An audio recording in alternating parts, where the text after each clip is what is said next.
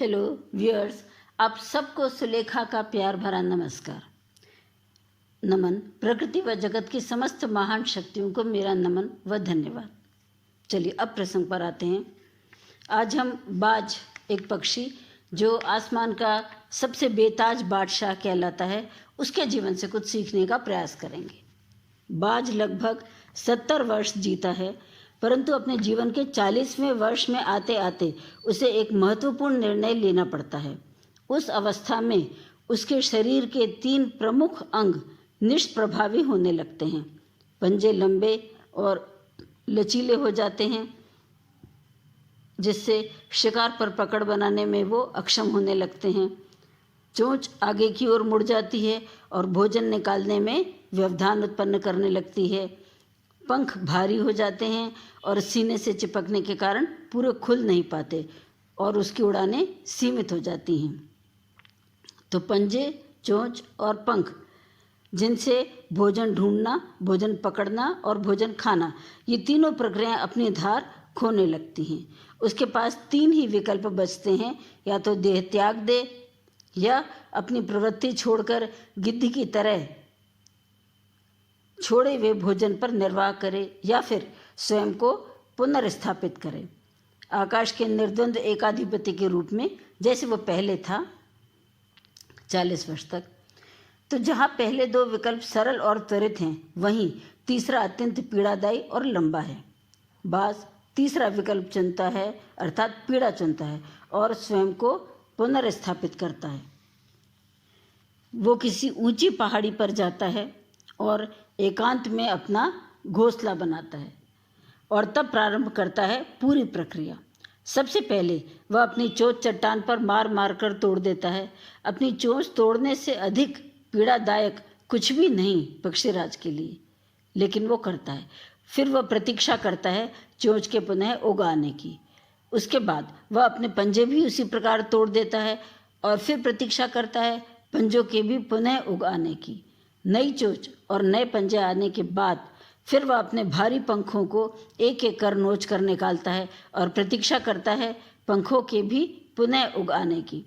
150 दिन की पीड़ा और प्रतीक्षा, यानी 5 माह, और तब उसे मिलती है वही पहले जैसी भव्य और ऊंची उड़ान, पहले जैसी नई, यानी 40 वर्ष तक जो थी वैसी।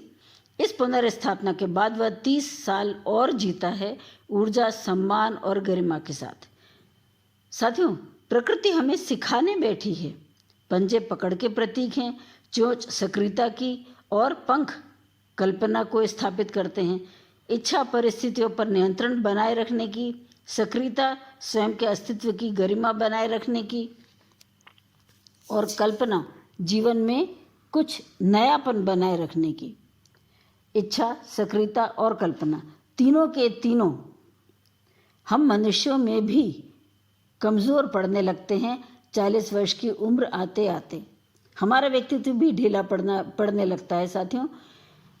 40 साल की उम्र आते आते अर्ध जीवन में ही समाप्त प्रायसा लगने लगता है जीवन, और उत्साह, आकांक्षा, ऊर्जा सब अधोगामी हो जाते हैं। हमारे पास भी कई विकल्प होते हैं, कुछ सरल और त्वरित और कुछ पीड़ादायी। चुनाव हमें ही करना होता है कि हम फिर से उठकर चलने का प्रयास करें या निराश हो जाएं। हमें भी अपने जीवन के विवशता भरे अति लचीलेपन को त्याग कर नियंत्रण दिखाना होता है, बाज के पंजों की तरह। हमें भी आलस्य उत्पन्न करने वाली वक्र मानसिकता को त्याग कर ऊर्जास्वित सक्रियता दिखानी होती है, बाज की चोंच की तरह। हमें भी भूतकाल में जकड़े अस्तित्व के भारीपन को त्याग कर कल्पना की उन्मुक्त उड़ानें भरनी होती हैं, बाज के पंखों की तरह। यानी बीता हुआ कल भूल कर आगे बढ़ना।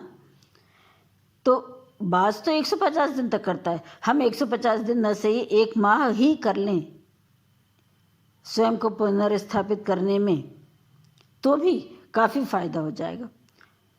जो शरीर और मन से चिपका हुआ है उसे तोड़ने में और नोचने में पीड़ा तो होगी ही। उसके बाद ही बाज तब उड़ाने भरने को तैयार होंगे। इस बार उड़ानें और ऊंची होंगी, अनुभवी होंगी, अनंतगामी होंगी और जीत तक जंग जारी रहनी चाहिए। साथियों, हमें ये मैसेज मिलता है कि हिम्मत नहीं हारनी चाहिए। 40 वर्ष की उम्र के बाद शरीर कमज़ोर पड़ने लगता है, लेकिन हमें हिम्मत नहीं हारनी चाहिए और एक्टिव बने रहना चाहिए ताकि बीमारियां न घेर लें। नाउ न्यू जनरेशन, कुछ एक इंस्पिरेशन मुझे याद आ रहा है न्यू जनरेशन के लिए बताती हूँ। I never came across any bigger inspiration than this in my life. तो आपको भी बताती हूँ। अरुणिमा, न्यू जनरेशन, आप लोगों ने अरुणिमा का नाम तो सुना होगा। 26 ईयर्स ओल्ड गर्ल, तो वो बहुत बड़ी वॉलीबॉल की नेशनल प्लेयर रही हैं। तो वो एक बार लखनऊ से दिल्ली आ रही थी और उन्होंने गले में सोने की चेन पहनी हुई थी। तो उनकी चेन छीनने के लिए कुछ लड़कों ने उनके ऊपर हमला कर दिया, लेकिन उनके अंदर तो स्पोर्ट्स स्पिरिट थी, तो उन्होंने चेन देने से मना कर दिया। तो उन लड़कों ने उन्हें ट्रेन से बाहर धक्का दे दिया और वो जाके पटरियों पे गिरी, दूसरी पटरियों पे, और जहाँ वो गिरी तुरंत ही दूसरी दिशा से एक ट्रेन आ रही थी, उस ट्रेन से उनके दोनों पैर कट गए। उसके बाद 49 ट्रेन्स वहाँ से दाएं बाएं से 49 ट्रेन्स गुजर गई, लेकिन उनको कोई हेल्प नहीं मिल सकी और वो रात भर वहीं पड़ी रही। और इवन चूहे आ गए और चूहे उनके कटे हुए पैर को कुतरने लगे और वो वहीं दर्द सहती हुई पड़ी रही, क्योंकि वो तो उठने की हालत में थी नहीं। लेकिन सुबह जब हुई तब उनको गांव वालों की हेल्प मिली और फिर गांव वाले उन्हें लेकर पास के अस्पताल में पहुंचे। वहाँ जो डॉक्टर थे उन्होंने देखा तो उन्होंने कहा कि इनके तो पैर काटने पड़ेंगे, लेकिन हमारे पास एनेस्थीसिया नहीं है, तो हम पैर कैसे काटें, और ब्लड की भी कमी है। तो उन्होंने कहा कि डॉक्टर, मैं तो रात भर वहाँ पड़ी रही और बिना किसी कारण के मैंने इतना दर्द, बिना किसी गलती के मैंने इतना दर्द सहा है, तो अब तो आप मेरे अच्छे के लिए पैर काटेंगे, तो आप काट दीजिए, एनेस्थीसिया नहीं है तो भी। तो फिर उन डॉक्टर ने उनकी हिम्मत देखकर उनके पैर काटे और ब्लड का इंतज़ाम करने के लिए उन डॉक्टर और उनके असिस्टेंट ने खुद अपना ब्लड देकर उनकी जान बचाने का प्रयास किया, अरुणिमा की। उसके बाद उनकी जान बच गई।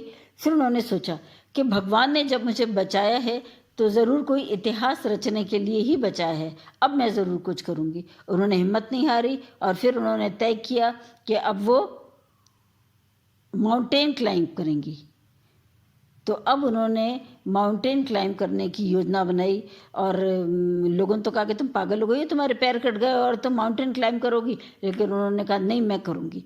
और वो बछेंद्री पाल से मिली, जो कि खुद एक बहुत बड़ी माउंटेनियर रही हैं। उनसे मिली, उन्होंने अपने मन की बात बताई। तो बछेंद्री पाल ने कहा कि अरुणिमा, जब तुम इतनी हिम्मत कर रही हो तो तुमने समझ लो मन में तो एवरेस्ट फतह कर ली, अब तो लोगों को दिखाने के लिए ही करना है। फिर बछेंद्री पाल ने उनका पूरा मार्गदर्शन किया, फिर उनको आर्थिक सहयोग भी मिला और फिर उन्होंने प्रयास किए और फिर उन्होंने एवरेस्ट फतेह की। उसके बाद वो यहीं नहीं रुकी, उन्होंने 7 highest peaks of the world, 7 सबसे ऊंची चोटियां विश्व की, वो उन्होंने फतेह की सारी। उसके बाद उनको पद्मश्री अवार्ड से नवाजा गया। तो न्यू जनरेशन, ऐसी हिम्मत की मिसाल मिलना ही मुश्किल है। खैर, तो आप ये सोचिए कि ऐसा वो क्यों कर सकी। वो इसलिए कर सकी क्योंकि उन्होंने अपने मन पर, अपने दिमाग पर, अपने मस्तिष्क पर नियंत्रण नहीं खोया और उसके पावर को उन्होंने यूज़ किया। बिकॉज माइंड इतना पावरफुल है कि it can break you, it can make you, you can become strongly mental और you can become mentally strong, you can have a helpless end or you can have a endless hope। ये आपके ऊपर depend करता है क्या करना है। तो इंसान विकलांग शरीर से नहीं होता, मन से होता है, क्योंकि शरीर की विकलांगता आड़े नहीं आती। मन से विकलांग हो जाता है तब वो हार जाता है। मन से विकलांग नहीं होना चाहिए, और तब आप जो भी प्रयास करेंगे उसमें आप सफल होंगे। नेपोलियन का नाम याद आ गया सडनली। नेपोलियन की डिक्शनरी में तो इम्पॉसिबल नाम का कोई शब्द ही नहीं था, तो आपकी डिक्शनरी में क्यों है? अगर है तो इसे हटा दें। Thank you guys, goodbye, फिर मिलेंगे।